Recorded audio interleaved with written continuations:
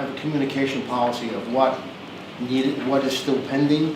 So that's why this is on. This was discovered by Bill this couple of weeks ago. So that's why the agenda looks a little different. And I didn't know about it. I'm sure most people here didn't know about it either, but anyway. So can we have a motion to adopt the agenda?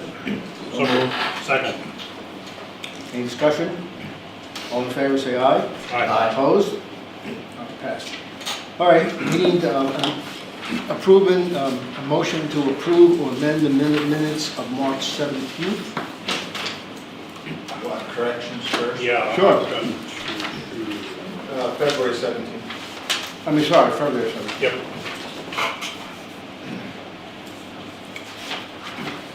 Page 3.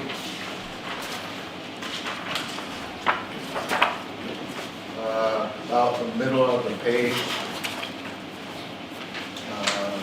Should be discontinued instead, where it says Johnstone Moser would prefer no road. Discontinued instead. Yeah.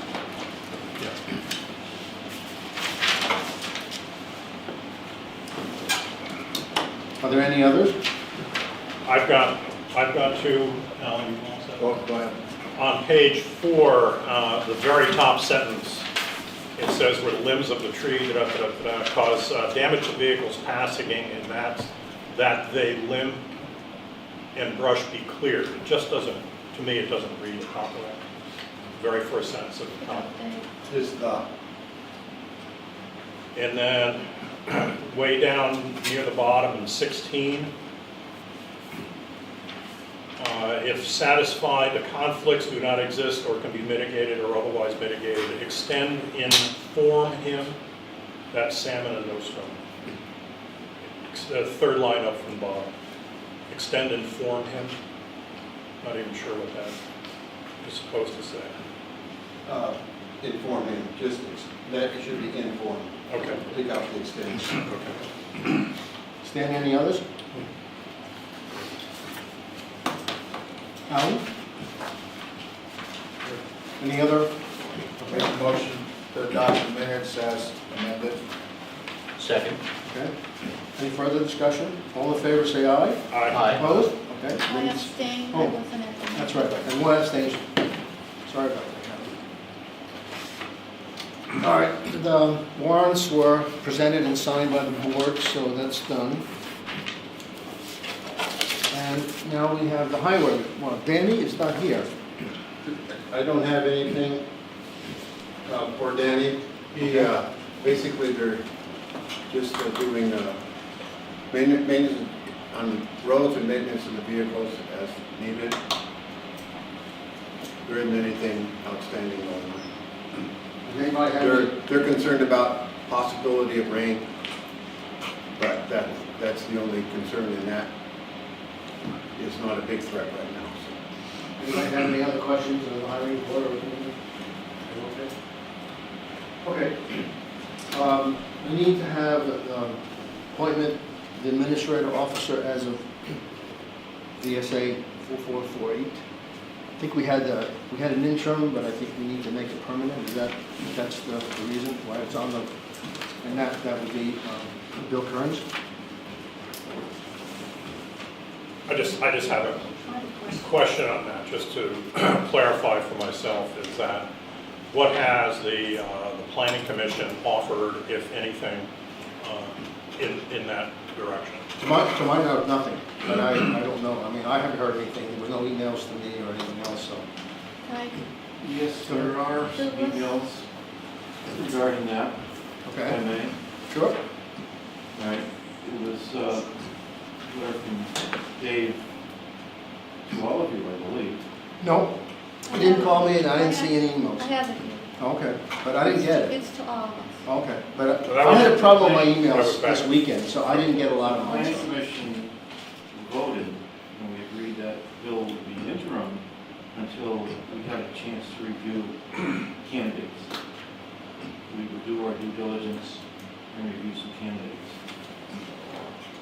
Right, okay. The select board went into executive session and discussed this a couple of weeks ago, I think. And I do believe that the board wanted to move forward with a permanent position. Is that what the result was? I don't have the It minutes. says to appoint Bill Kearns interim administrative officer passed 4-0. That was the outcome of the executive session according to the minutes. So even at the end of the executive session, it was the motion to appoint Bill as interim officer. Okay.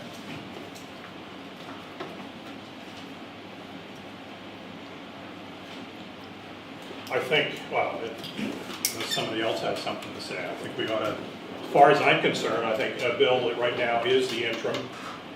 And in the meantime, maybe we can give some sort of a time frame, maybe within the next 2 meetings, or some definitive time frame that we can give to the planning commission to come up with either a name, or if not, then we could go ahead and appoint Bill as the town administrative officer. I kind of question, I know we had Chuck Weiss. I know there was a couple issues of different things that didn't go well in town. I can think of at least 2, or At least actually 3. I can think of 3 that were delayed. Or done wrongly, What's that? or not done properly. Or not done properly. The last one was the Fisher subdivision, and that got delayed for several months that it didn't have to get delayed. Once Bill got involved, the turnaround from then until an actual hearing was very short, and things moved forward. I think Bill's demonstrated his capability to serve in that function. Having somebody in the town office when people come in and talk to people in the town office and can set things up. I guess I just didn't feel having somebody outside of town, it wasn't a positive in my mind. We have somebody right here. Why do we need to go outside of town, I guess is my question. But I'm looking at you because it was, I was at the meeting when it was you and Valerie that were not in favor of having Bill. Really? How do you know that? I watched. It was just 2? The discussion that took place, we can go look at the tape, but the discussion that took Okay, place. well, that's my opinion over yours. I Okay. think we should do our due diligence and see what might be out there, and take a little pressure off of Bill. Maybe a lot of pressure off of Bill, Not really. with another voice. Chris, you were at the meeting. What's your opinion? I think it's to the town's benefit that we have someone in-house for customer service perspective, so that when someone walks through the door during regular business hours, they can take out an application, get their questions answered. There is a benefit to them. There's also another reason too, it's a cost savings.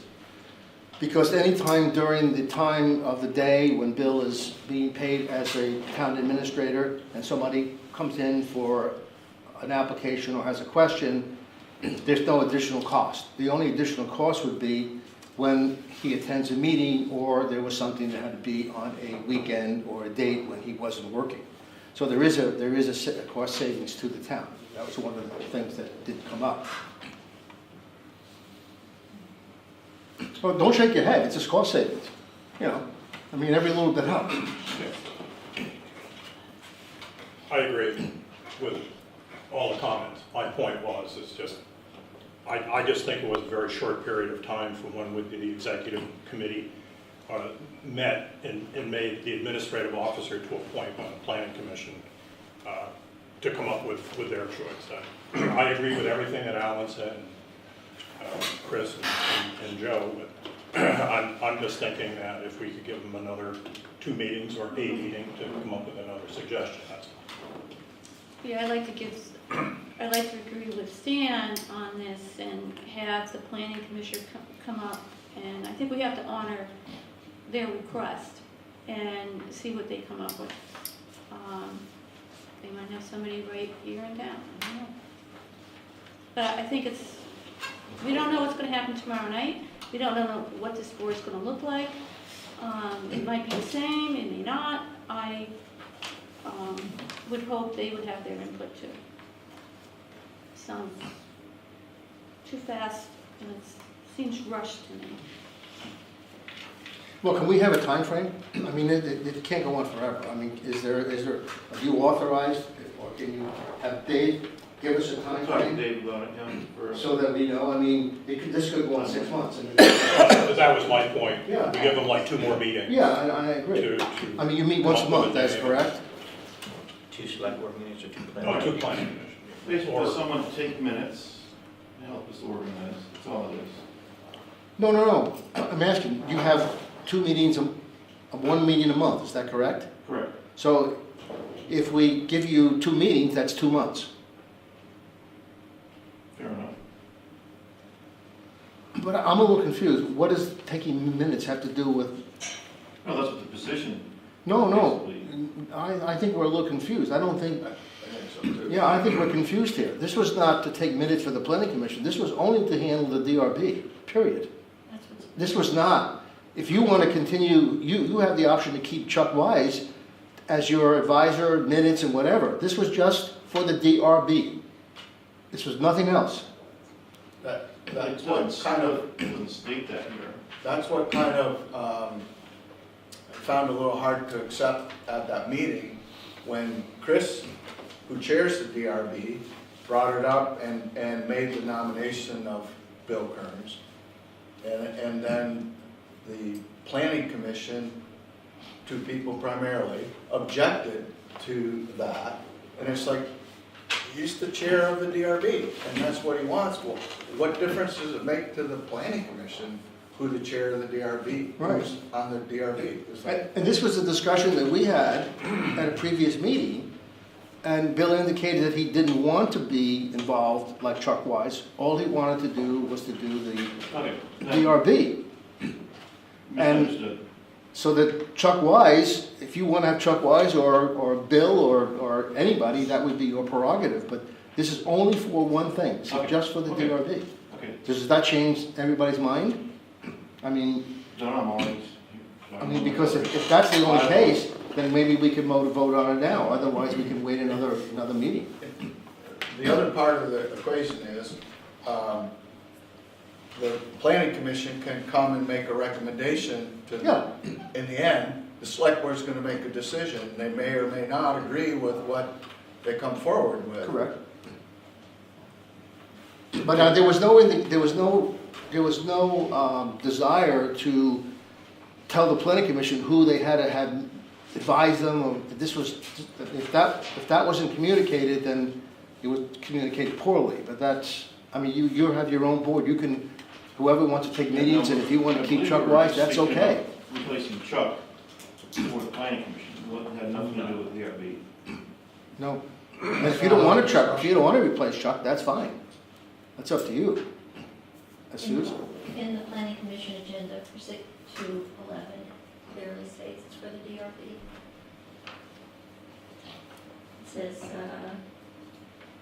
211 agenda, new business, nominate 2 new town administrative officer for the development review, or to be to the select board.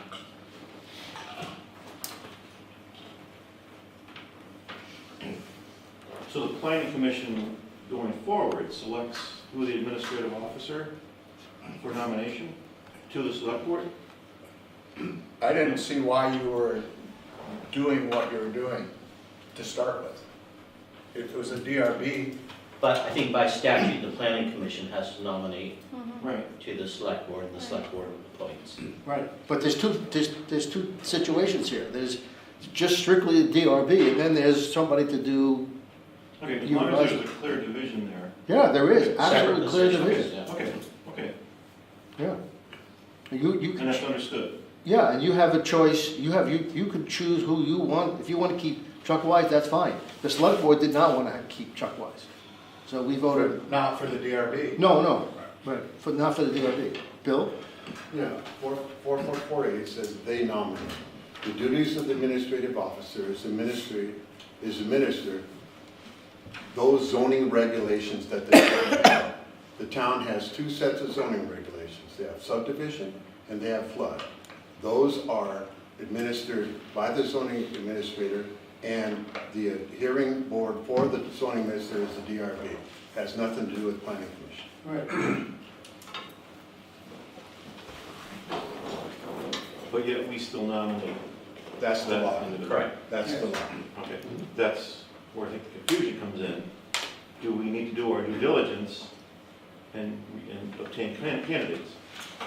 Yes. If that's the desire of the planning commission to appoint somebody, yes, you have that Okay, prerogative. so our wording was, we have Bill as interim until maybe something else. Well, he's still only interim to the DRB, not to the planning commission. My problem is, there is no such thing. That's my problem. As But- an interim. Yeah, so you guys, so hopefully it won't get a legal issue. That's all I'm gonna say. I find it interesting that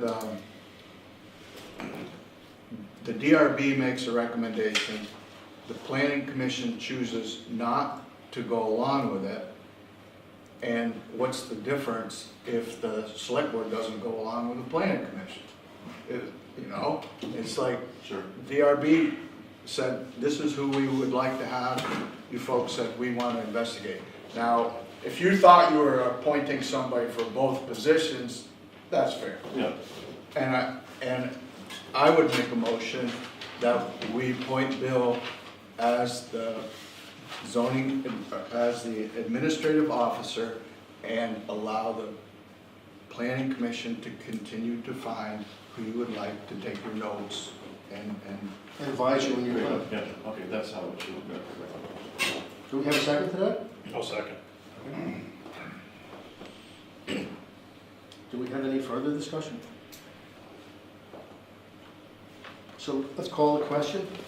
So all in favor of appointing Bill for the DRB only and letting the planning commission choose their own minute taker, advisor, whatever? Yes, Bill? Administrative officer. Town Administrative officer, okay. Okay. Say aye. Aye. Aye. Opposed? Kathy, you voting or abstaining? No, I'm not, I'm abstaining. Abstaining? Okay, so it's 4-1. Kathy abstains. Let's move on. The liquor licenses. We have a liquor license here for MKT. There are 2 licenses. There are 3. 3? Yeah, there's 3 places to sign. Yeah, I see. Everybody needs to sign. Okay. We need a motion, I guess, to approve the liquor licenses for MKT. Okay, they're all for MKT? They're all for MKT, yes. One's, what are they? Beer and wine? Is one catering or something? Let me see here. I think, One is a license renewal. Actually, they're all renewals. I just wonder why there's 3. because Kim says have them sign all 3. I'll be honest. I don't see what they really talk about as standard, it just says they're all renewals. They probably have one for the store, one to serve outside. Catering. And one for their catering. That's my guess. They're all for the store. Yes. She has not received the ones for the tavern, but there's time yet, and she doesn't know why she didn't have them already, but there's time in March to sign them. Obviously, unless I can't. So let me look at them and I'll tell you what they're. I mean, Yeah, let Chris, you're the clerk, Chris, why don't you take a look at it and see if you can determine which they are. I can't see any difference, quite frankly.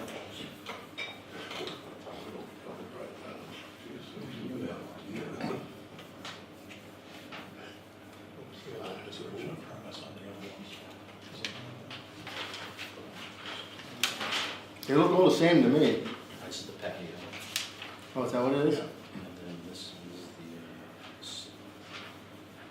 store. Restaurant. So sometimes they cater meals. Yeah, I think that's right. I think one is when they're gonna do their catering, one is when they do like the dinners, this past one, because there are so many different classifications. They are all for the store, for the market, but, And one is for the patio. and one is for the outside patio. So we need a motion to approve the 3 licenses. So moved. Any further discussion? All in favor of the MKT license renewal, say aye. Aye. Opposed? So Alan, why don't you sign, and there are 3 places there apparently that we need to sign, so. There are 3 And just pass them down as we go. Alan, I'll give you a minute to sign so we can get onto the Emerald Ash Board.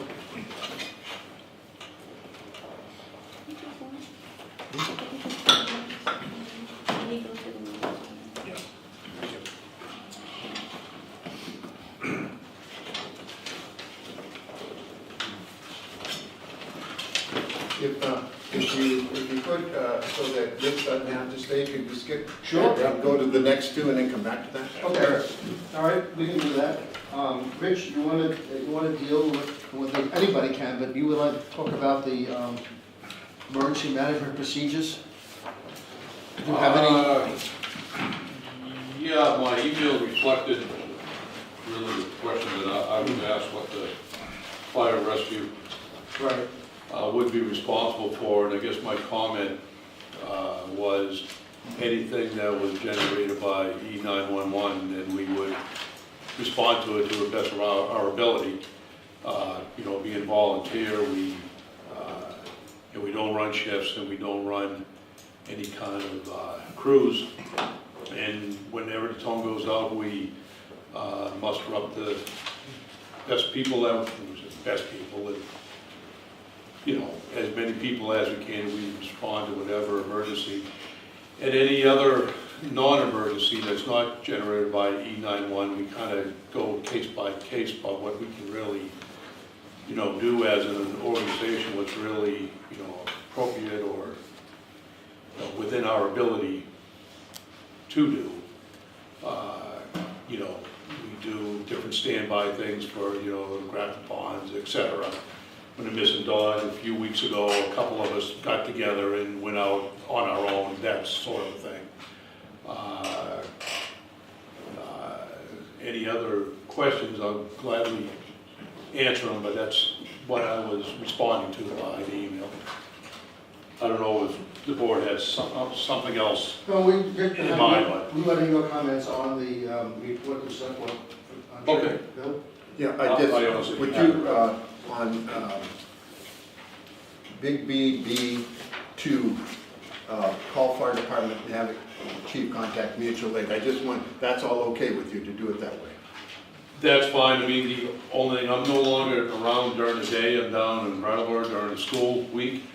And after midnight during the work week, I'm going to be very selective in if I go out or not. But you can reach me by email 24 hours, by cell phone 84 hours a day. And for me to call Keene is not a big deal. And whatever, if you want to go down that route, or I'm comfortable in saying if Robbie happens to be in town that day, or Stan happens to be in town, that would also, by extension, that would be enough too. Okay, I think Danny, or if in that case, if Kim and I are in the office, or I am in the office, one of us will do that, and as long as we know it's okay, we'll try to get a hold of one of you to tell you to call dispatch and tell them that. That would probably be better, because they're changing the protocols down there just a little bit. They want me to turn in people's names that are actually authorized to make. Yeah, well, we would do, we call you. Okay, good. Yeah, we call I think That's best, Yes. because I'll be turning 6 or 7, the officers and Stan, and probably Eric. Yeah. Uh, We'll call you or Robbie or, Yeah. whoever we reach or Stan will know too. so. Yep. Okay, that was my only, I just wanted to verify that. Does any board members have any comments here? I've got two, but one in particular. I'd like to have somewhere in the document the phone number, spell out specifically a phone number that we would call or whatever. I guess it would be Kim's phone number, right? It would be directly to Kim's office if we were at this point where Kim and you were in for it. What phone number would that be? Would it not be the clerk's and the select Well, board's number? yeah, it would, but off the top, I'd like to see it in the Okay. document, is all I'm saying. I mean, it's something that's definitive, and it's in the document that somebody can look at it and say, okay. What happens when you call Kim on Wednesday? Well, no, then you would call the select board. Well, my point is, does the number automatically ring, automatically ring the bill? I don't know, Or I gotta ask does Bill. the person calling need to know on Wednesday, don't call Kim, call Bill? Or do and or. So that was my point. Well, I don't know, Bill. do you- I just think that, whatever the number is, I just think something should be in there. It's just a number. That's one of the drawbacks, but it's one of the blessings of our phones. It's kind of a combination. They don't roll over. So when the phone rings in her office, it does not ring in mine. People have got to know that if they try Kim and they don't find her, then they can call me. The other thing is, much like my house phone, if she's on the phone, and I don't know if it's the same with my phone, but I think it is. If we're on the phone, there's a call waiting number that it goes to. If you're on the phone, it just rings. It doesn't go to the answering machine. So people think she isn't even in. I mean, there's those two problems with our phone system. The nice thing about it ringing only in each other's office is that I don't answer her phone on Wednesdays, and she doesn't answer mine the rest of the week, so, or when she isn't in, so, on Fridays, so, and it's kind of like, well, she's not around, because a lot of stuff I can't do anyway. If she's not in on Wednesday, it's not hardly worth, if they know to call me, they can do that. But that's something that somebody's got to think about. Do you want that, get rid of that whole system and put in 4 lines, all of which ring one after another if they're all busy, so we know, so we can answer it and we don't have people calling people not even in. Well, the only thing, I think Stan writes is a good point, and Alan too. If there is an emergency and Kim isn't in, and so they call Kim, Right. then what do they do then? Would they then have to redial another number, or they just assume that the Well, office is closed? Where do they go from there? We would know, but the public might not. That's what I mean, but where do they, if there's nobody answers the phone because they call the clerks, then what is where do they go from there? What happens? Well, I think until we potentially change the phones, which we haven't even talked about. I mean, this is just 30 seconds old now at this point. I'm talking, upgrading the phone system, but either and or, call this number and or something to that effect. So there's a second /843 number right next to it. That's, Well, it's sort of the Band-Aid thing for now. well, I put a note, and obviously whoever the new board is should investigate going forward on maybe a better procedure for emergency calling, by changing the The phone one system. thing I or something don't like that. want to do is have 4 lines and then have people go to a stupid answering machine that says, press 1 for this. No. Right, So, right. whatever we end up, I don't want that to be the answer, but. But I mean, maybe the clerk and Bill and the board can kind of work on that over the next couple of weeks or something. And how are you gonna word that? You're not gonna word that as call this number for an emergency calling type thing. Because that, we don't want to give people the impression that's the. I think you leave it alone. They know how to get a hold of us. I think you just leave it alone. Because no matter what number you put there, the person might be there. And if they call the number they're used to, it's most likely gonna be answered. If we come to the situation where we've been called in, if it isn't Kim called in, it'd be someone else in that office. So I just leave it alone. And I can take, if that also happens, Kim or I can take my walk-around phone and put it next to her phone. Whoever's in, whichever office we use, we can, or take her walk-around phone and put it next to my phone. So it doesn't, and we can cover that situation. If people are trained to call 911, I don't want to do That's- something that That's what I'm saying. untrains Yeah, them or exactly. makes that gray. Yeah. It's Let's just leave it, I think let's leave it alone and see if it becomes a problem. Leave it alone. Because Kim and I can take care of that. Is there any other than thoughts? No, it was just what we had talked about earlier this morning. We were just sort of looking at this thing, and I think it's got to happen at some point. I think we discussed that with sort of trip points above and beyond with this. Yeah, this is just, this But is this- just that's- basic, but this was a real problem. Yes. This is- But this That's is a doubt. over that hump. Yeah, I think that you got to go forward with this now, and this was just an outline. Right. So if there's an issue with the outline, we should talk about it, and then we'll take the next step. The emergency management people will take the next step. I have, like to talk to Rich. Uh-oh. No, it's okay. Now I'll get nervous. It's okay. So, several meetings ago, Keith was here, and there was a conversation with Keith, and Keith saying, it's really hard for the emergency folks to keep lists of people to contact when something's going on, because almost as soon as you make the list, then the list becomes out of date. They get better, they move away, they pass away, something happens, and it's out of date almost immediately. So, Bill and I were at a EMD meeting, and there was some talk about another possibility, and of course you have to worry about HIPAA, and so there was a solution that came up, and it amounted to all of these care agencies contacting the town when, and they say, all right, you gotta check on Al Sands because, his respirator or whatever. So then there was a discussion recently where Dave Ross was here representing the group. And I think it was really a disadvantage to Dave that we were having a discussion about this opportunity that was here, and Dave was hearing or thinking that it was being pawned off on them. And what Bill was trying to say is, we learned about this, if we were to implement this, would you like to deal directly with that group, or would you like them to deal with Bill, and then Bill calls your group?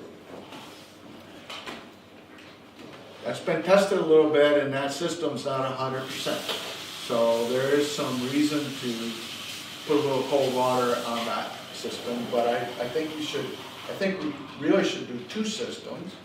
And the system that got talked about at a meeting, I think it was in Guilford, was a system that Westminster has. And Russ,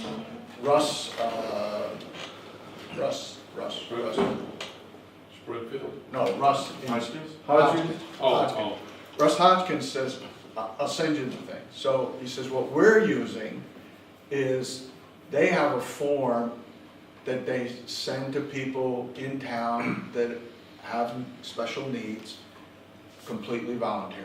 And so those people fill it out and return it. That gets around the HIPAA thing. So I don't. we actually tried things like that before. It had very little response. I certainly don't see a problem with trying something like that again.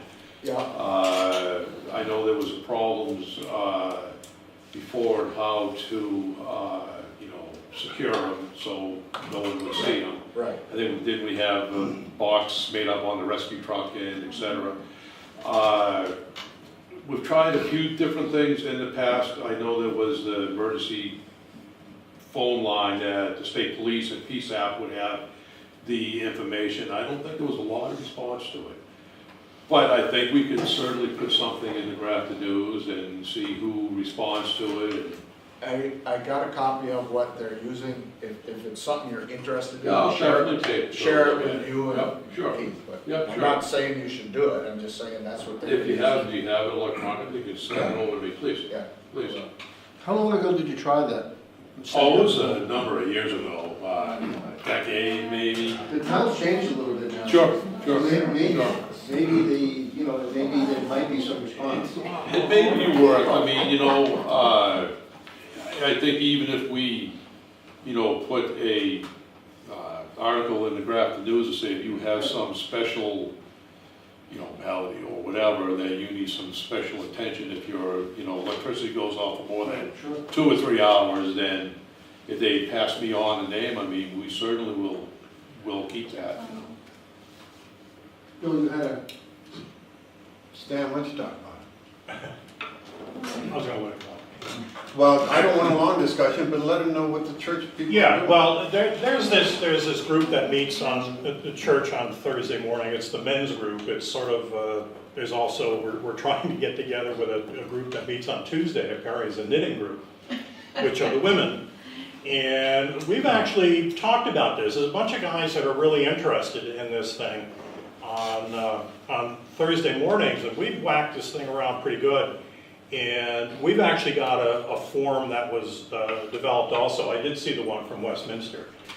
And we're trying to think, and I bounced this off a bill, thinking that one of the problems is if something's going on, to have somebody dedicated from the fire department or from the rescue sitting there trying to make phone calls to other individuals, to me, this is going to sound bad, but it kind of becomes a waste of a trained individual's time to sit there on the phone, where we can take this group of people, the women and the guys, as a group, put them up on 2 phones, and they can start making these contacts.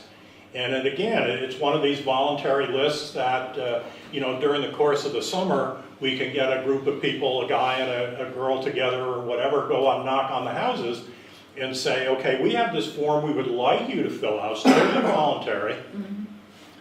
And at the bottom of it says, we'll probably be here next year asking you to do the same thing, so that way there's a way to maintain these forms.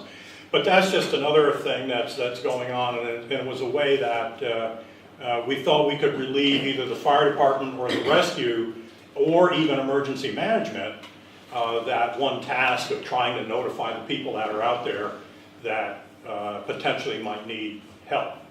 And that's why I keep on asking, what's the trip points on this stuff? We're always talking about the wires are down or whatever. To some point, like Alan says, and he's absolutely right, and it'd be the same thing for my house. If I had a tree come down and took down my power, it's a nuisance. But you take somebody that's living alone, and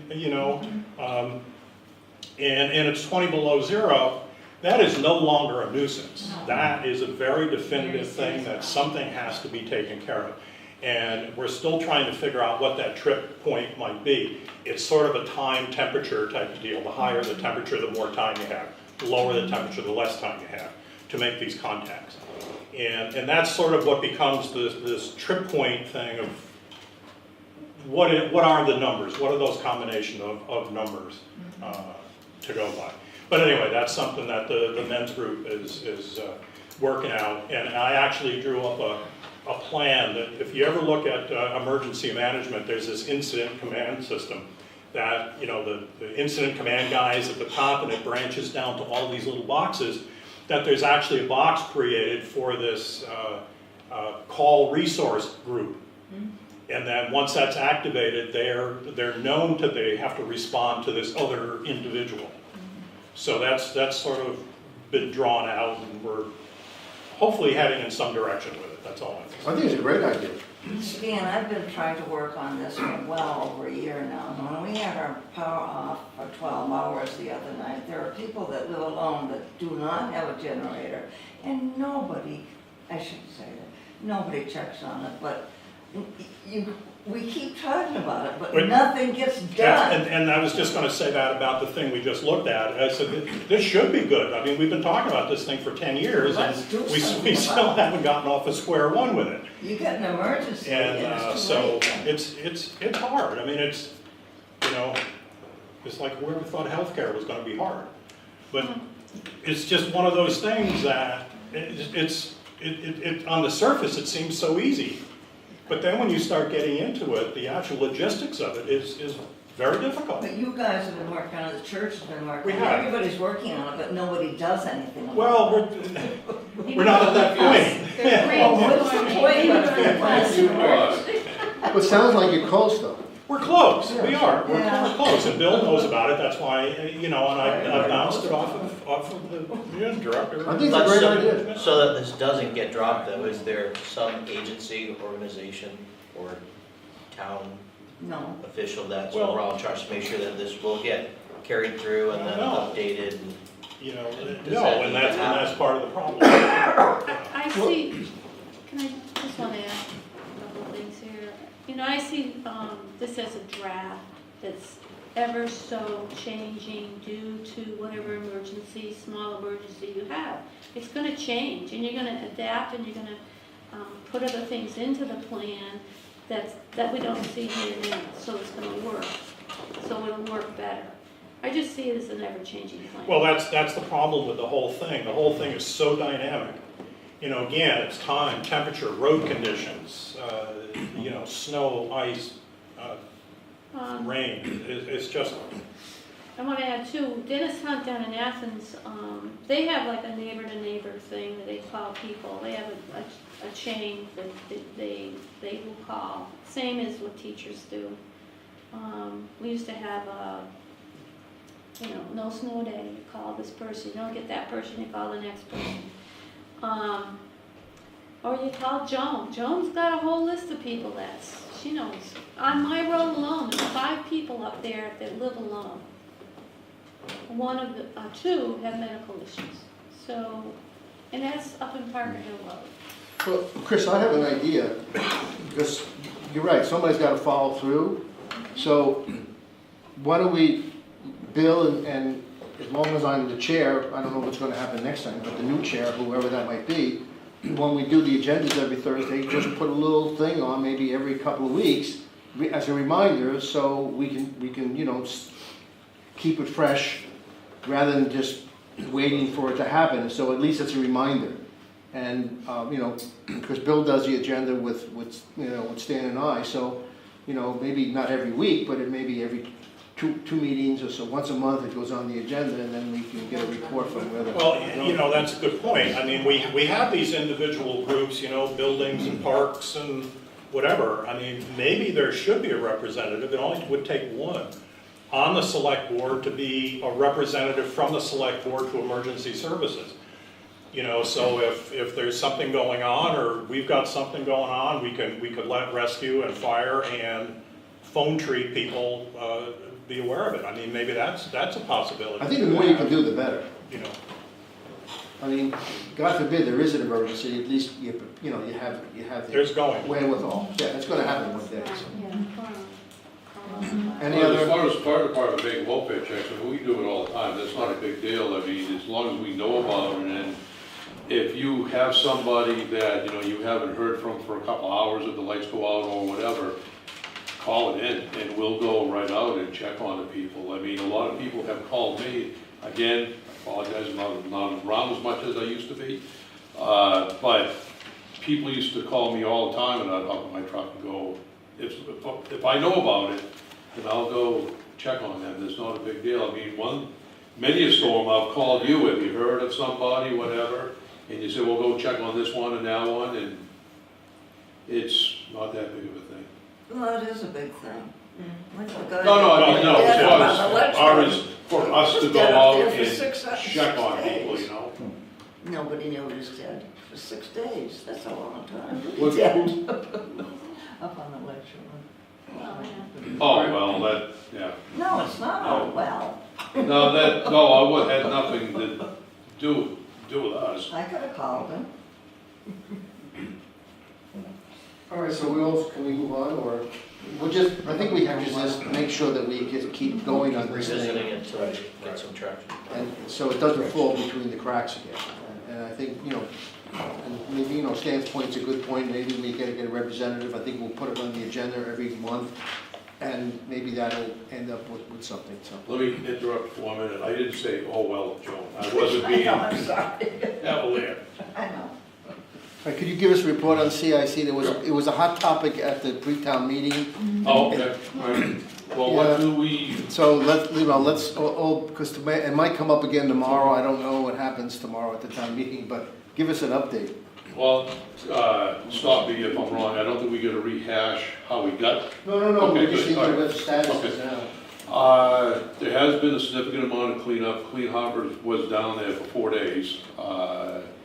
They inventoried everything and they got rid of a lot of stuff. I have not seen the reports yet. I don't know if Bill has. They have not trickled down, as far as I know, to the local level. But I know they took a lot of the nastiest stuff out of there. They had, like I said, they spent 4 days there. And one day they had a guy in a full scuba suit. I mean, that's nasty stuff. They got rid of all that. The business has been sold. Some people have bought it, bought the material, and they're planning on moving it out of there. But it's still sitting there. As of this afternoon when I dropped by, there's still an awful lot of material there, but the good news is it is all the new material that is on pallets and it's relatively secure.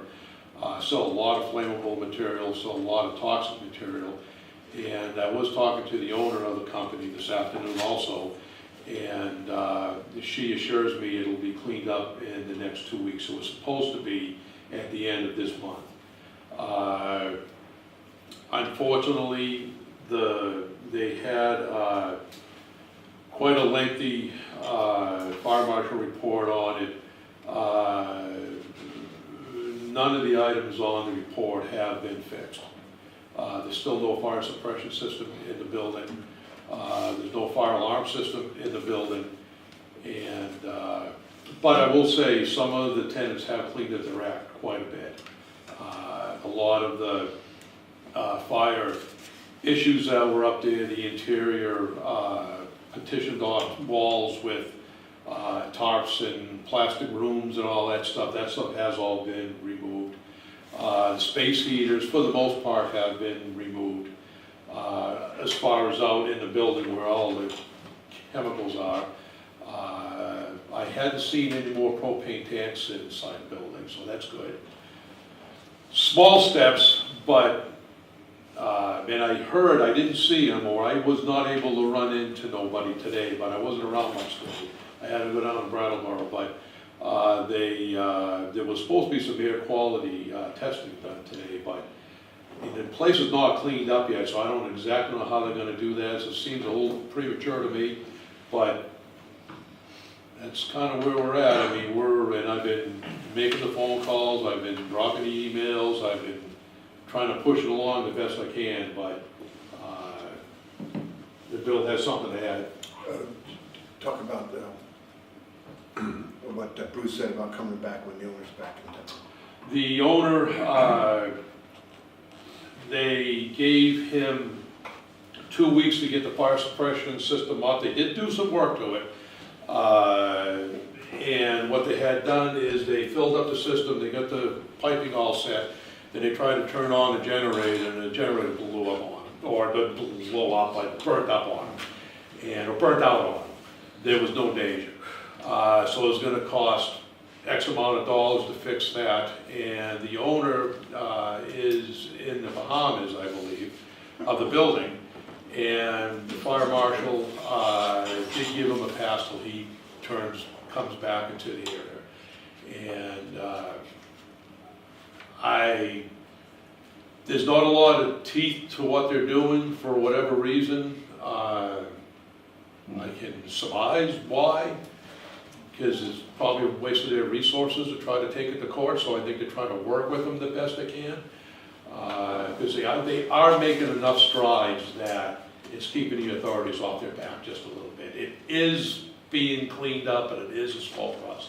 Wouldn't it be better for them, or at least easier, to get the fire alarm system to work? At least it's first notification as opposed to the sprinkler system? Well, That's a complicated sprinkler system down there. yeah, oh sure, yeah. I know the panel has been worked on, and I know a lot of it has been activated. When I was in there over the weekend, there was 2 more alarms I hadn't seen before that was activated, but It's still got a 2014 sticker on it, so nobody has been down there inspecting it. I had heard that the electrician was down there activating it, but to my knowledge, it has not been, not to my knowledge, there's no sticker on it. So it has not been inspected. Whether it's activated and up and running, that I'm not sure of. Because like I said, the landlord is in the Bahamas or wherever. So I don't know if we will be alerted by, you know, Countryside or wherever if something goes off down there. And quite frankly, it's better off for us if 50-foot flames are shooting out the roof at this point, rather than getting alarmed early and then we have to go in and investigate. Because it's a dangerous situation, there's no question about it. It's in progress, they are making steps, so, yes, Is there still a fire hazard down there? absolutely, absolutely. Well, it's a building, any building, this is a Well, I fire mean- hazard, I mean, it's, But there are flammables still stored in there, no fire suppression, no fire detection, so it's.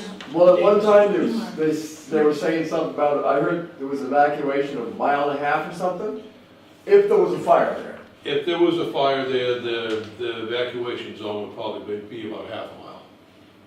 Now, No, Still, still. but they're not manufacturing there, they're just storing. They're not. They're just stored, and the good news is it's all secured, brand new 50-gallon drums on pallets, trunk wrapped together and secured. A little bit of my worry is there's a lot of people around there that are also working. And I know some of the drums were in their way, and so some of the workers decided they're gonna pick them up at 4 trucks and move them. That's scary. If they punctured one of those things, we'd have a real problem.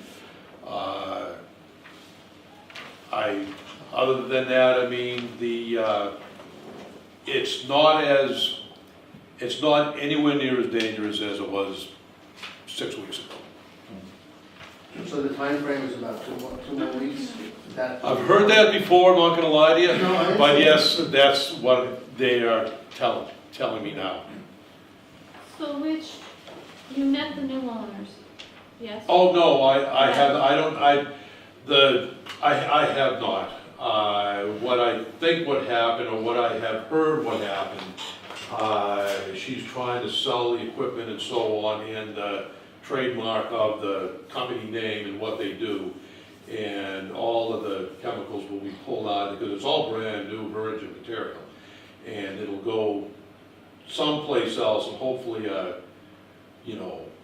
legitimate operation that mixes these chemicals legitimately and everything else.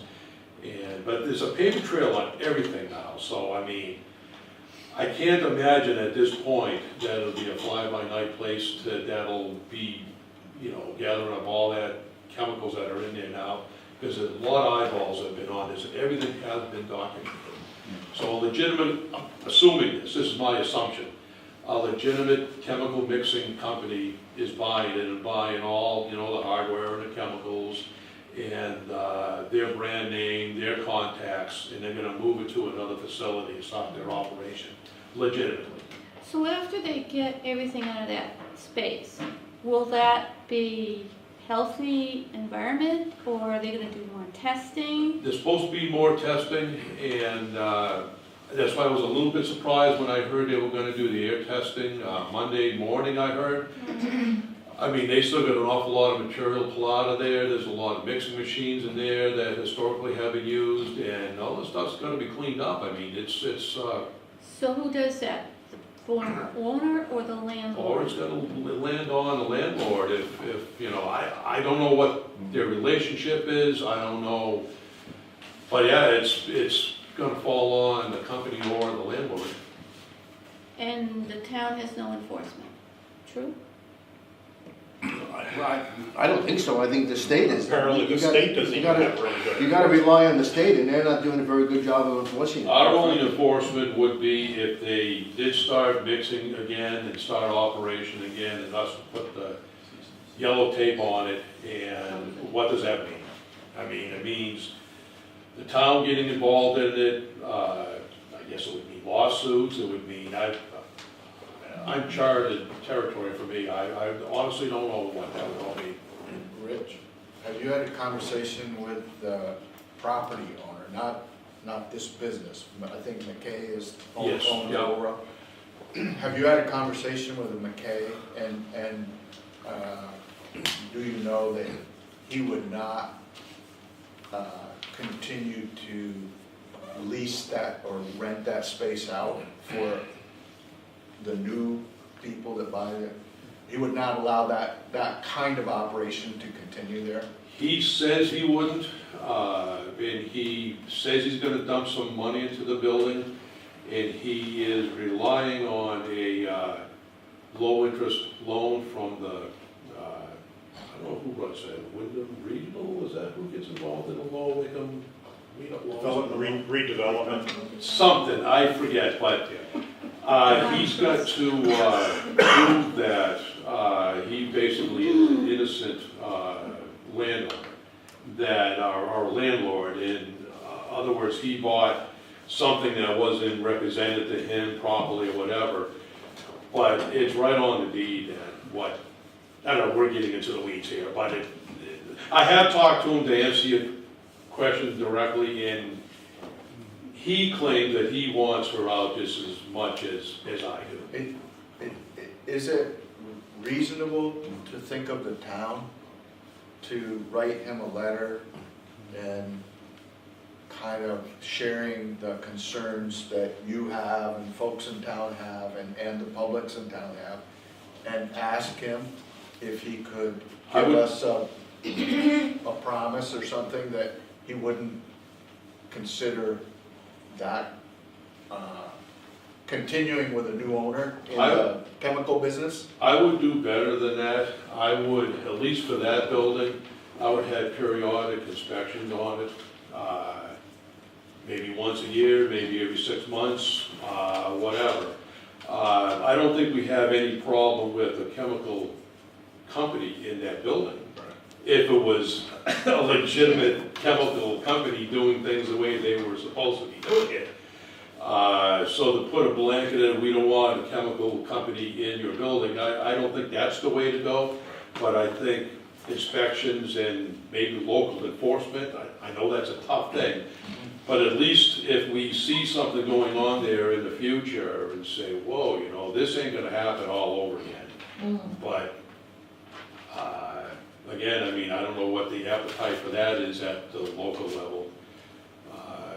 You know, I think that's the only way to do it. Does anybody know, like if he, obviously, he's got to rent the space out. So he rents it out to XYZ. Is there any enforcement from the state to make sure that that company that's moving in there is in compliance with the building? They're supposed to be. My understanding is, and I'd like Bill to chime in if I'm wrong, historically, that building was not supposed to be occupied at all, but somebody does have an occupancy permit there, and he got it legitimately. So I read something somewhere along the line that, you know, there wasn't supposed to be, without, you know, some improvements in the historic cleanup with the place and everything else. But it's there.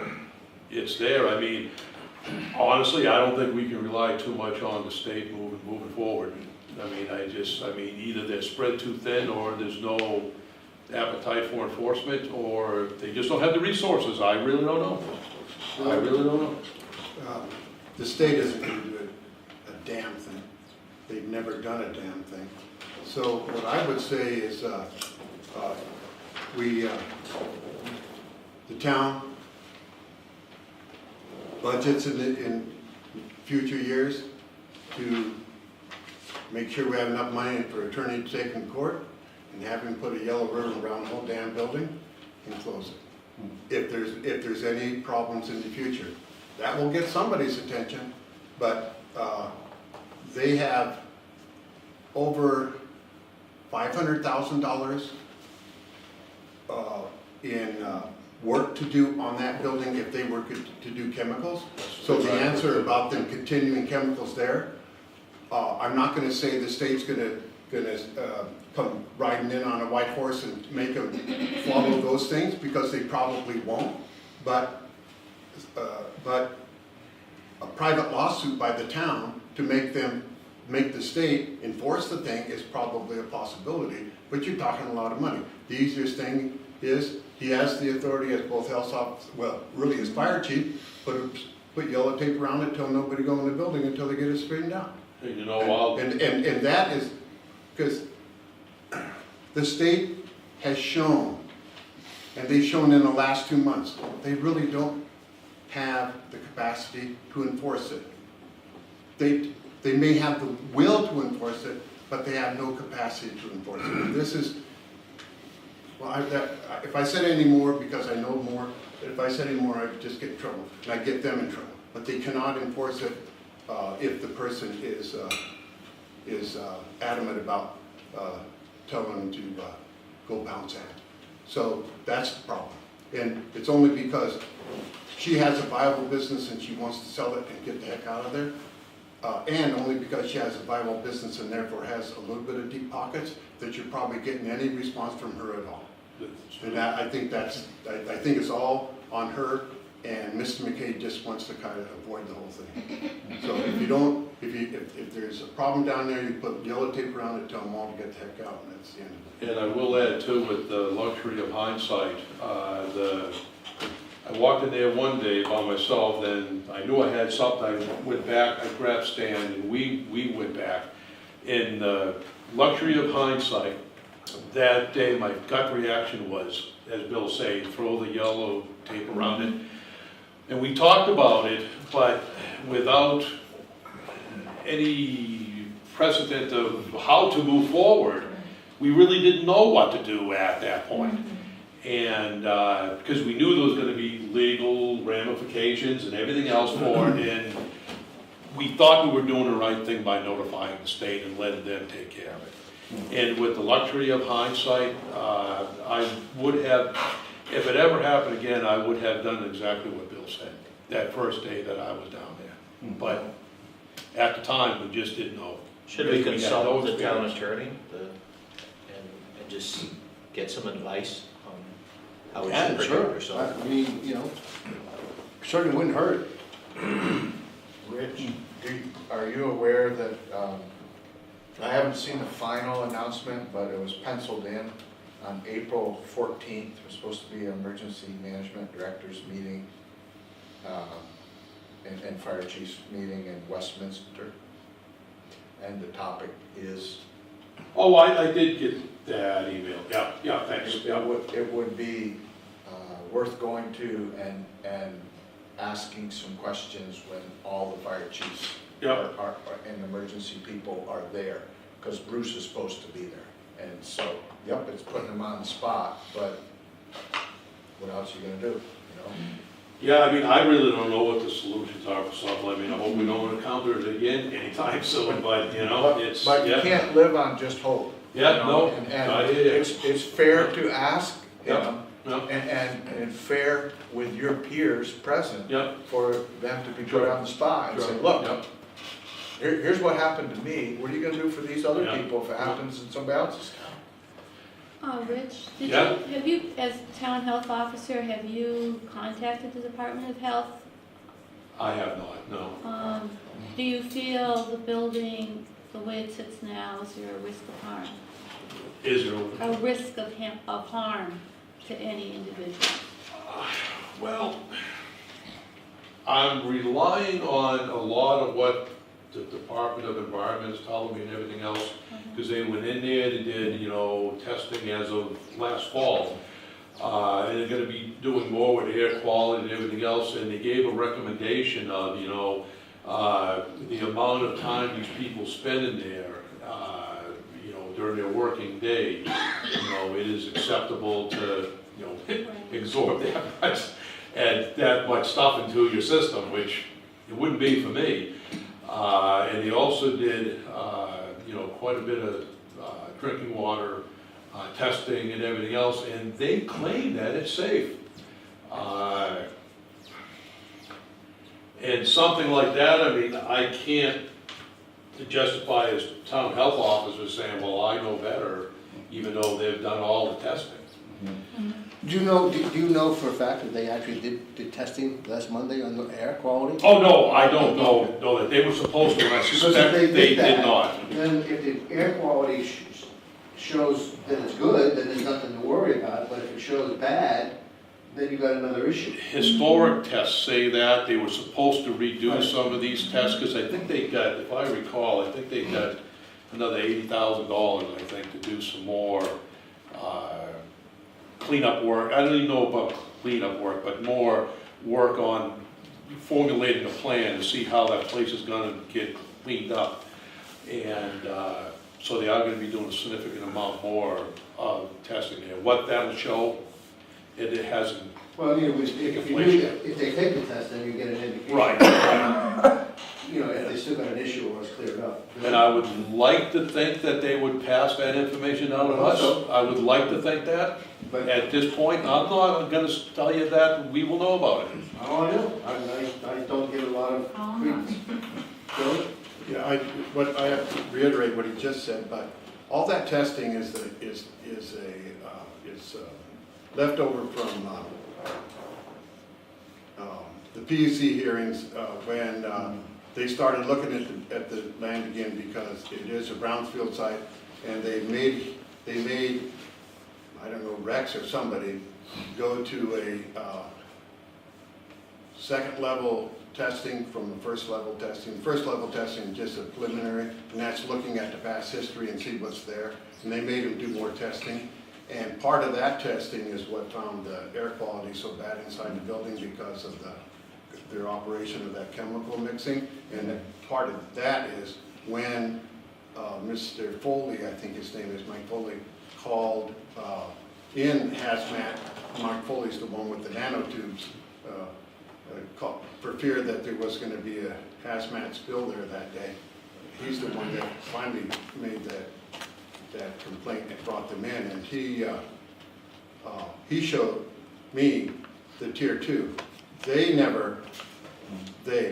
Even though we were part of that lawsuit, we never got a copy of that not tier 2, that second phase environmental inspection from the ANI. We never got a copy of it. That's the first time I saw it when Mike Foley, I don't know where he got it, but that was the first time I saw it. And the levels of carcinogens in the air from the ethyl acetate and others is just sky high. So, but that's an ongoing thing that has to do with EPA and the brownfield side. It wasn't directed initially at the chemical operation. Oh, and by the way, just as an aside, I don't want to get in a long discussion about this. The solar field's probably going in. The wind shear engineer called me, and we sent him on to Division of Fire Safety that does that, the code enforcement. So he wanted to know who he had talked to. Apparently they're going ahead with the solar field. I just wanted to pick up on the point about the water as an aspect of this problem. The water commissioners were very interested in possible contamination of the groundwater near the site, the drinking water for people who are working in the building, and also the drinking water quality of the residences surrounding the building.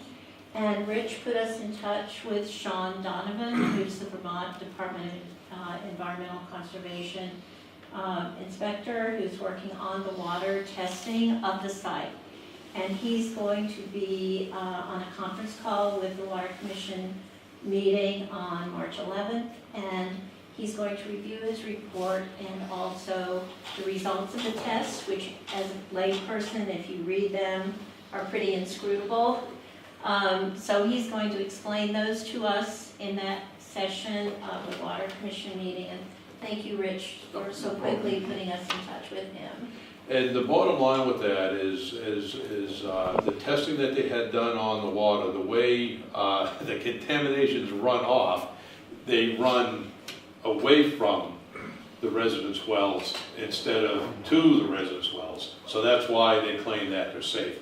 And the state did say they won't do any more testing on it just because they deem that the drinking water is that safe.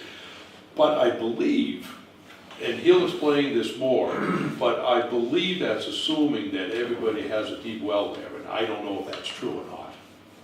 So that's another piece of this that we probably should ask some of the residents around. If they got a shallow dug well, it might be a different situation.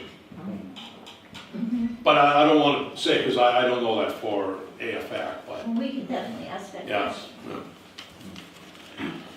Can we move on? Thanks, Rich, appreciate it. Welcome. And are you gonna be at the town meeting I tomorrow? will be. Yep. Just in case some questions, you might wanna, There, you might wanna be there to give your side, because you're the most involved, so. I'm either the town pinata or they can slap me on the back and say thank you, whichever one, or anything in between. Okay, thank you. All right, you're welcome. All right, we'll go back to the Emerald Ash Board. Alan? Sorry, thanks, Rick. So, after the informational meeting, I had somebody come forward to me and say, maybe we should make a motion to adjust our $2,000 to the economic group that was there, the two folks that were there that spoke from Brattleboro. Seven, yeah. So, Yeah, that was my idea. I ran by a few people who were standing around after the pre-town meeting. Because, first of all, the SEVED's estimate on a per capita basis calculated the population of Grafton to be about 680 people, which I think is kind of an overstatement. So I was thinking that and also it's a disproportionate amount to the other kinds of humanitarian activities we fund to be over $2,000. And so I was thinking that perhaps we could scale that back to maybe $1,000 or $1,500 based on per capita of 500 people. And then with this, since that full 2,037 is already in the budget, we could do the balance to the Emerald Ash Board project if, the select board and the town felt that that was a way to accomplish both with the same amount of money, and possibly even give SEVED some feedback that we're not gonna fund the full amount they requested this year, but over the course of this coming year, they could show us more specifically how they add value to the Grafton community. And maybe we could consider their higher request in the following year. So, does that summarize it, Al? Yeah, Yeah. So, really, so I'm happy to make that motion. I hate to, I think it might be confusing for me to make one motion containing both of those things, but I'm certainly happy to make the motion about about reducing the SEVED's allocation to $1,000 or $1,500. Bill, you had your hand up? Well, no, go ahead, finish out. I have another thought, and I have no problem if that's what they want to be done. Is that, I just don't think you need the money this year. I understand we have a major problem, and the trees are gonna die. We're not dying today. And I'd like to see the select board next year, when they start to meet in September, October, put some significant money in where you could do something.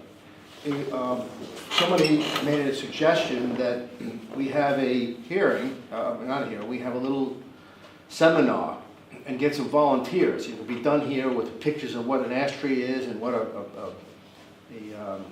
what's the other one? The one that, Basswood. Yeah, basswood tree.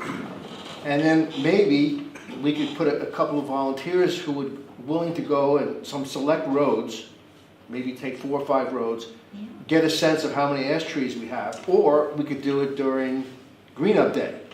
And, Oh, yeah. and then there'd be no cost to the town, we would have some sense of what it is, and then we can deal with it more effectively come next year. I mean, that was just a suggestion. You could put it off until the trees are dead and then. No. Put them then. No, Do you the trees are not gonna die tomorrow. Do you remember the discussion that we had when you were floating the idea of having a tree warden and paying the tree warden?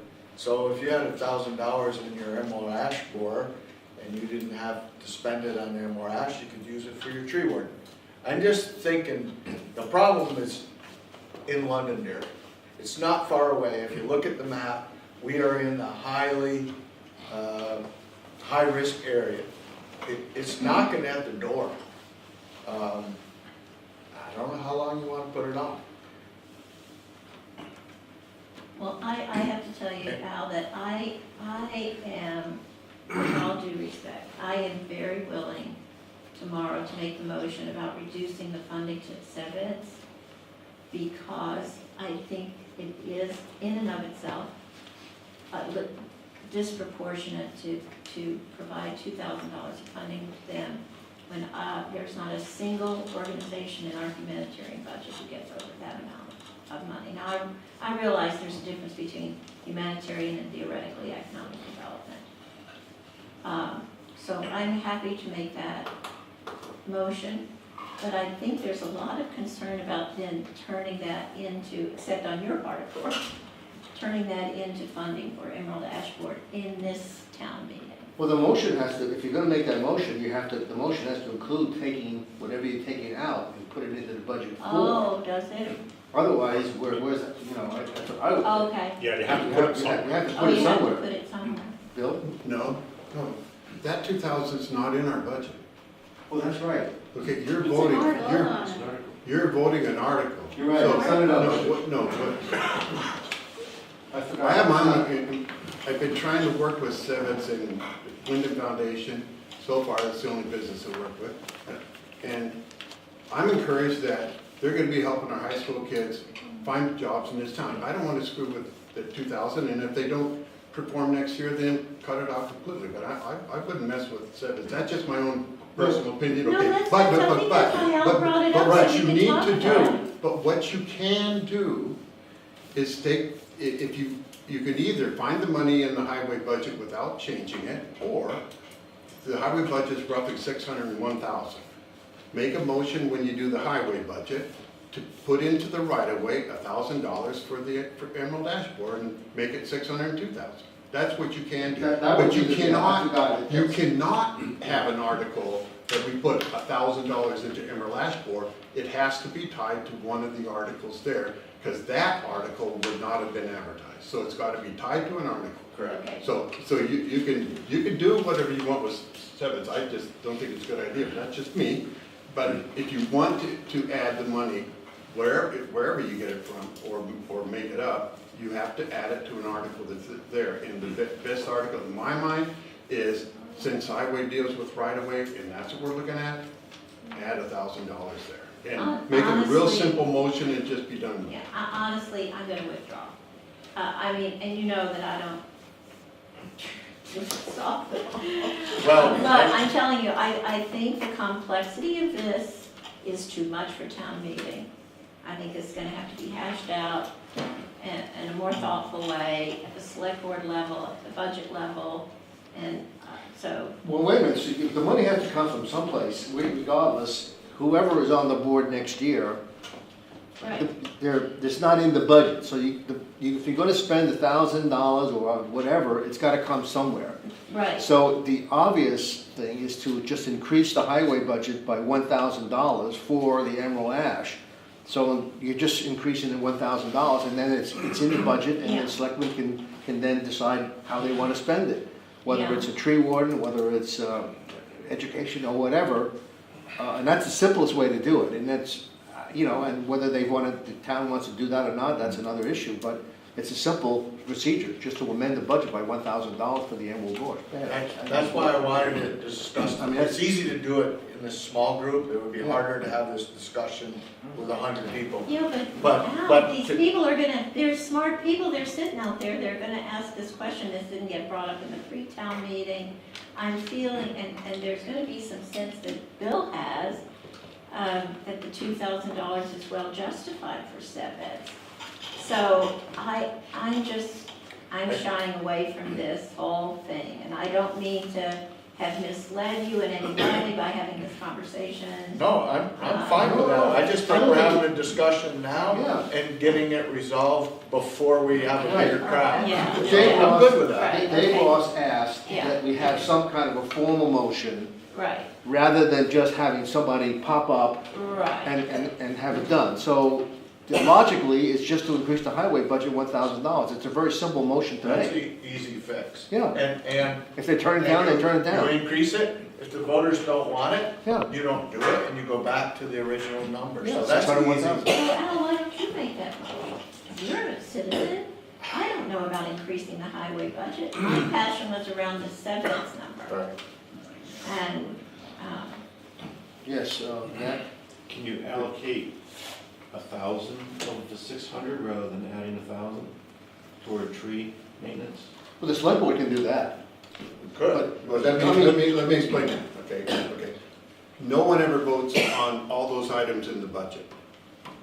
You might vote on how much for highway, 601,000.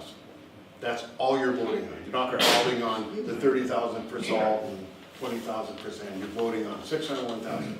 How the select board spends the 601,000 is up to you. So that 600, you could say. You could just call it tree maintenance. Don't call it emerald ash borer, because you're gonna have the next critter coming down the road Yeah. that's gonna do the same thing, like spotted lantern moth.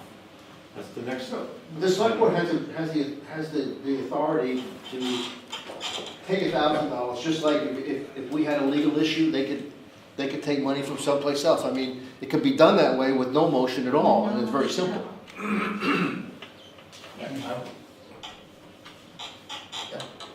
We'll just leave it for the next select Sam? board to decide. Joe, I assume these trees have a value if they're living, and they cut them down. They must have to be worth something. Can that money be used, once these trees are cut, they're gonna be sold off to somebody? What are we gonna do with them? It depends on when they're cut, Sam. Yeah, after they're cut. Well, no, it depends on when they're cut, what their value is.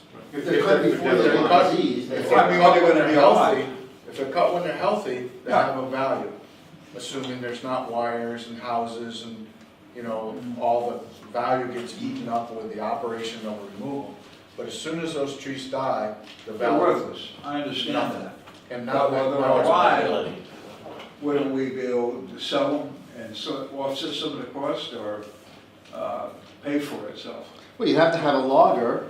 Well, what are we gonna do with them? They're No, gonna no, cut them no. down and leave them But I there? mean, if you wanted to harvest it'd be like a logging operation. You'd have to hire you'd have to, mark the trees, and then they would go down the roadside and start cutting the trees and then take the logs away. I mean, that's how it would work if you want to do it while the trees are alive. Well, what would we do with them otherwise? If they're not Firewood. cut down? You Firewood. got firewood, okay, that's still. The problem is, it's gonna be such an influx of ash wood on the market, because everybody's gonna be doing the same thing.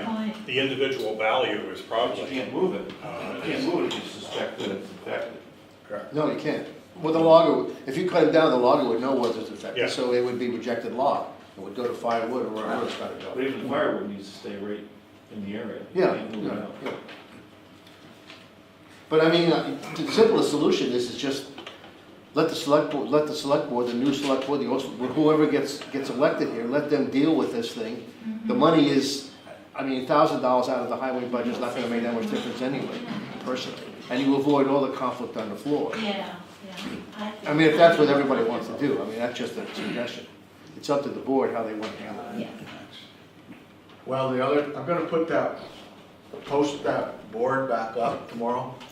And of course, the little blurb was in Grafton News. Right. We'll see if nobody steps forward and nobody's gonna do anything, we'll just wait till the trees die and somebody will have to figure it out then. If nobody's interested in, doing the inventory Well, no, I think you need to do the inventory, that's not the point.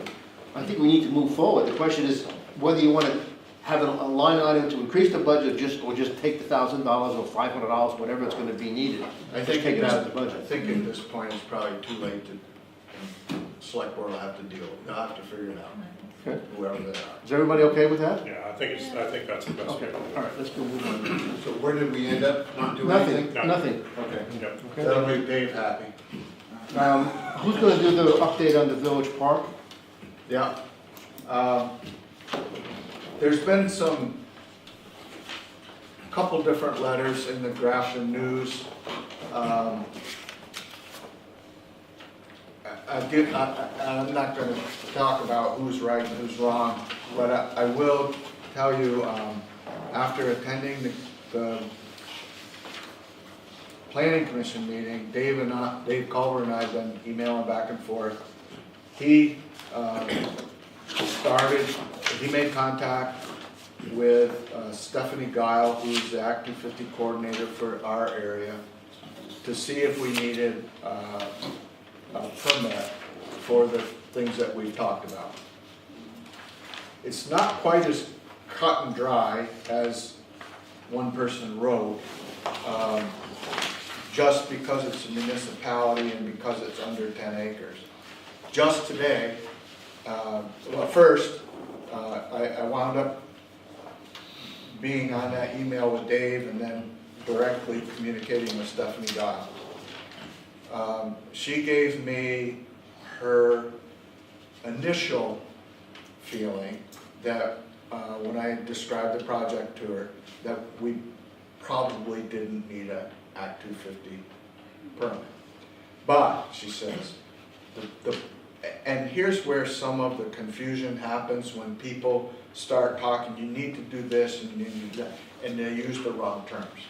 So you have to contact Act 250, and they do a project review sheet, which I got today, and Bill got a copy of it.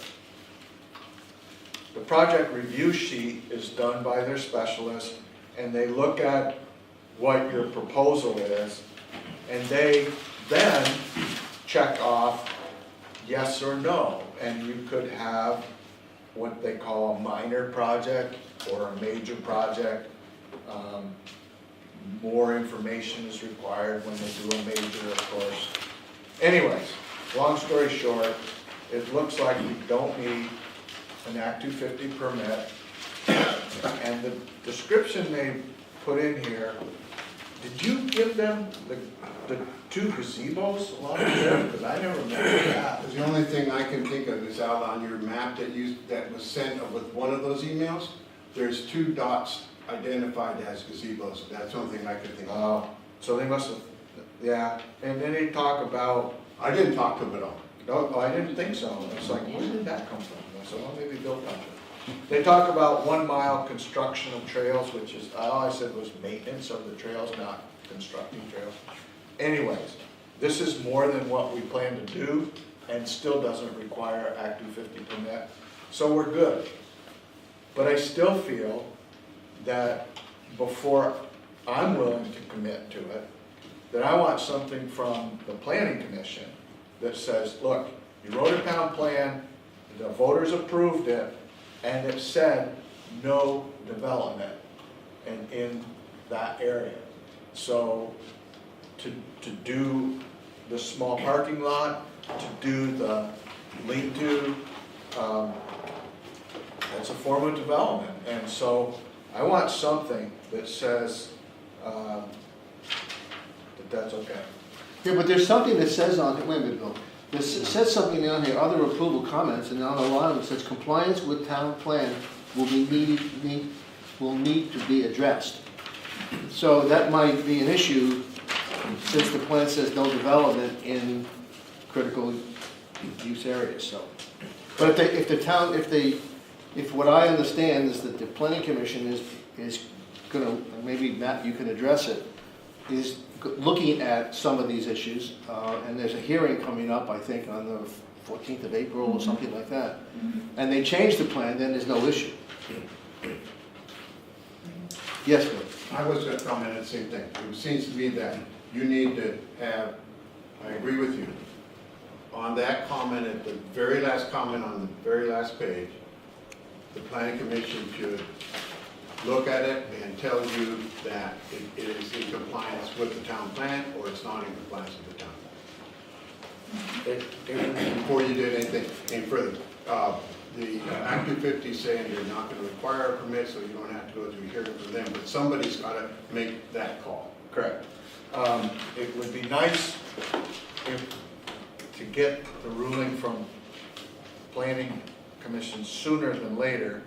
I was kind of assuming that it might run the course the way it's run. So I talked to GIA, who's doing a timber sale. I have a local person in town that has a portable sawmill. And I talked to Peter Durgan, the person that bought the timber sale from GIA. And I have the plans and I have the volumes I need of material. Wouldn't it be nice to have a little lean-to for the kids and the museum in the village park, that the material came off from Grafton Improvement Association land? So I've got some verbal commitments of that. So the logs are sitting on the landing down there right now. Matt, do you have any, do you have, as a planning commission member, do you have any timelines when you think that you're gonna go back to the town to amend the plan or whatever? Nothing? We want to go to the hearing first, not the hearing, but the meeting on the April, with our speakers. Okay. Bill? Well, but I think the real question is, can they look at what is planned and... Yeah, we can review it, comment, and determine whether it's in compliance with the With the town. town plan, yeah, that's all. We can do that at our next meeting. Yeah. Now, does it, from there, does it go to DRB? DRB, I'd have to look at it to be absolutely certain. The DRB, I don't think regulates town plan issues, only regulation issues, but I will check that and get back to everybody. That would be, yeah. Yeah, It's still a good. I'll get back to you. Still a good. The reason why I say this, But I don't think so. I don't think so. That's any authority. the original thought was to, if we were gonna do this project, was to do it sometime in the summer, or late summer, early fall. So if we can get, Yeah, I can ask Dave to put on the agenda that we yeah, can and then review once we this have, you know, project review then we can, sheet, because there's a comment, lot of determine planning and things that compliance have to with get the town done, plan. we could, you know, continue along that, and then hopefully maybe do the construction sometime, you know, this late summer or early summer or whatever. Bill, was there says there's a fee of $295. Was that applied to this project review?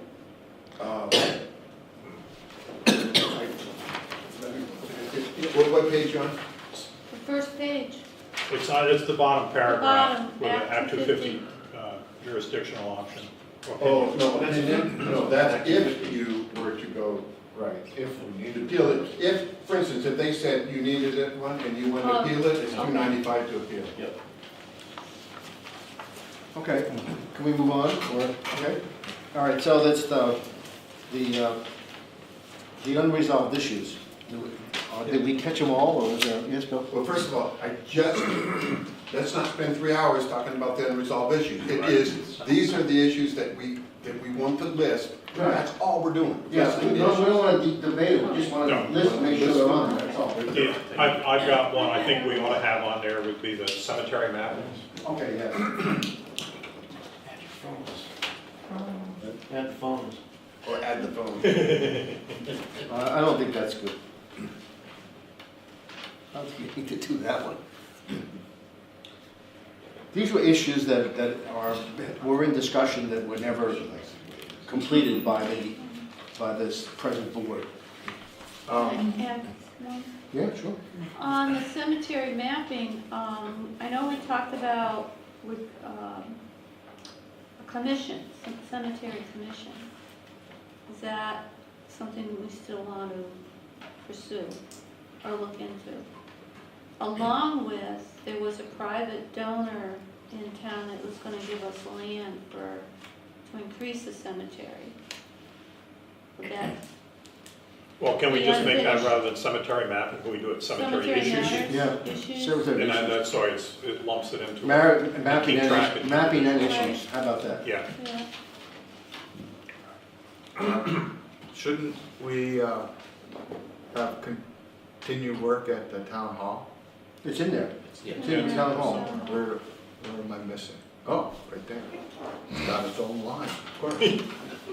Does the emergency response protocol need to be in this list, or is it gonna be taken care of? well, I did make a note based on what I said, if it's something we want to pursue, would be like an emergency services representative between the select board and, I don't know where that would go, But that- but I put that up. But that's something we talked about tonight, that's Yes. not really ongoing. Right, That could be, I think it's something that we've talked about for the entire year that has not been completed or is in process or whatever. I Yeah. think the intent here was to make sure that the new board coming in, if there is a new board, would continue the work and not let it fall between the cracks. And there are two other issues that I remember when we were doing the capital budget. One being the town pool and the hydrants. Well, the hydrants are done. yeah, I'm not sure what the hydrant. The hydrants, they're all completed, they're working. Kathy, we have the money set aside, so I don't know why that's a, I know it came up about, are they still in working order and, well, no, there was, this They're fire, like don't, 37 no, he's years not old. here. The discussion that I don't remember anything about the fire hydrants. I know we talked about the pond itself, having somebody go out, either a diver actually go in, and we used to do this years ago. We actually had a diver go in and make, because you get so much wash in there that it at one time was after one of the storms, be it Irene or whatever, we had to go up there and literally dredge that out. And after a period of time, you do get this sediment buildup. And that was a discussion, but I'm not sure exactly what the, But of course, it's issues, it's not a, there's an issues that haven't been, I mean, if the fire pond was not functioning, that would be an issue. But it is functioning, and the normal testing should be done by the board should do that next year, if that's what is required. Who keeps track of the town fire pond if it's working? The select board or the fire department? it's a town property, so it's a select board issue. The only time the fire department gets involved is when there's something burning up and they hook. Don't you flush the hydrants up? The town does. Or the town flushes I'm gonna have to get my scuba tag. There you go. Can that be back flushed? Anywhere close? I'll make sure it's clear. I suppose you could. You want to see how much silt and sediment's in the bottom of that first. Well, it would seem like if you back flushed it, it stays in the pond, just comes back. At least you know it's open. Body's down there. Well, if you test that, if you open the hydrant and water comes out, you know it's open. That's what they're supposed to For do. how long? Right. Well, I mean, they must have there must be a procedure. They don't turn it on for 2 seconds. I mean, it must go on for, I don't know, what? You have to tell, there is, and I'm not sure Yeah, I don't how either. much Danny's of not that here. the actual procedure is. Do we have any other items that we need to put on here? Okay. Other business? Did that letter go out that we talked, that's in the minutes? No, it hasn't gone out. The letter to the landowners on the trees that along, it's, 121. I've talked to Bill and it's in the process and I'll try to, I'm not, but somebody will do it. I think what happens tomorrow. Is there any, shall we say, appetite for pursuing the critical infrastructure grants that are apparently available right now that I sent the email around the whole? Oh, I think we should. yeah. There are things that perhaps like the culvert down here at the end of the road that you might fund through that otherwise isn't fundable, or things? No, I read that thing and I think we need to pursue that. I think we need to come up with a list. But that really is gonna be the new board, to do that, I guess. I forgot to announce, there is a training on March 10th from 6 till 10, which unfortunately conflicts with Yeah, here. town plan meeting. But if anybody's interested in Emerald Ash training and training on how to do the inventory, I've attended the session already in Rockingham. This is another session, same session, put on by Forest and Parks, and it will be in Ludlow at the town office. So it's the evening of March 10th, 6 to 10. If you know anybody that's interested in being. We have a meeting that night. Yeah, that's the planning commission. Yeah. Planning. Right, it is a planning commission, Yeah. and I understand, but they didn't ask me, but when they said that. Any other business? Three excess weight permit Okay. request from Camp Precast Concrete Products, Ivor Stevens, and PJF Trucking and Logging. Are you looking for a motion? Yeah, we need a motion to So- approve and have Bill sign. And, correct. Is all So- the appropriate paperwork, do we have all the insurances? And the money. And the money? So moved. Second? Second. Any other discussion? All in favor? Aye. Aye. Opposed? Any other business? Status on Burgess Cemetery with the logging, is that been resolved? They're all off our road. I haven't had a chance to, I just know going by. I have not gone out to look at it. He knows that he has to bring it to compliance with Danny's wishes. That's what we talked on the phone. I don't know if Danny's had a chance to look at it. Danny was sick today, so I didn't get a chance to talk to him. And we'll follow up But with all the Danny. logs are off the road, and the road looks pretty good. I drove slowly by it. I didn't go down the road. Didn't look like they tore the road up badly. If they have, it looks like they've kind of smoothed it. So it should be fine, but that's going to be the highway foreman going to deal with that. Yeah, I went down it the other day and the actual road looked okay. Okay, Yeah. I did too. Do you have to? They were very cooperative. Tim Mueller is really a good guy and very responsible landowner, and he was not too happy to find out that his forester had not controlled where they worked and how they worked. So I think he probably pretty much straightened him out, because about 3 hours later, I got a very polite call from the logger himself, who said he would take care of it as soon as possible, though he needed to repair a piece of equipment first. And I said, that's fine, just get it done as soon as you can. And I don't know that he had it done by the end of the week, but by Saturday he had it done. So that includes the damage done to the stone walls? I couldn't tell. Now, they are stacked, they're not fancy stone walls, they're basically rubble stones. And he agreed that he would put them back to the extent that they were there before, which is an opening of about maybe 10, 12 feet wide, and look like the rest of the wall on either side, which is all you can ask of them. Any other business?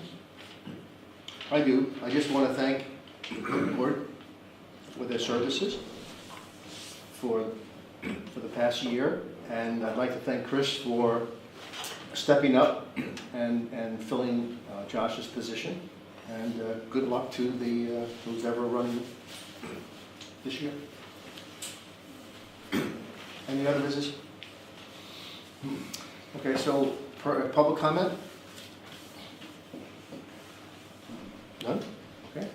We need a motion to enter to executive session, personnel matter. So moved. Second. All in favor? Aye. No, Bill, executive session at, I guess it's almost Bill. 1:45. You hear Ann is scheduled for hip surgery. Don't forget, there's And town meeting tomorrow.